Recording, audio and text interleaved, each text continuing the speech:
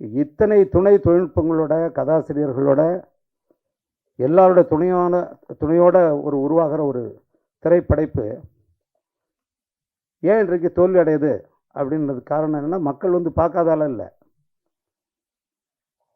அப்படிப்பட்ட படைப்புகள் இல்லாதால தான். அந்த படைப்புகள் மக்கள்கிட்ட போய் சென்றடையாததுக்கு காரணம் இந்த ஊடகங்கள் தான்.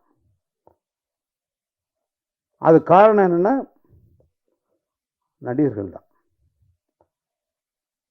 நடிகர்கள்னால் என்னென்னா, ஒரு 4-5 நடிகர்கள் 8 நடிகர்கள் இருக்காங்கன்னா, அவங்க விரும்புகிற படம் தான் அங்கே படம் வரும். அப்போ அவங்க தான் முடிவு செய்கிறாங்க. அது கதையெல்லாம் தேவை கிடையாது, ஒன்றும் கிடையாது. நீங்கள் எல்லோரும் தான் பார்க்குறீங்க. எதுக்கு கேமராவை தூக்கிட்டு ஓடுறீங்க? காலைல 3 மணிக்கு காட்சி போடுறீங்க, அந்த சினிமாவை போய் காட்டுக்கிட்டு இருக்கீங்க, மக்கள் கருத்துன்னு கொண்டாடுறீங்க. ஒரு நல்ல சினிமா யாராவது போய் எடுத்துருக்கீங்களா? நீங்கள் அவங்களுடைய கருத்தை கேட்டுருக்கீங்களா? அந்த படத்தில் என்ன இருக்குன்ட்டு போகிறீங்க நீங்கள்? 500 கோடி வசூல் பண்ணும்.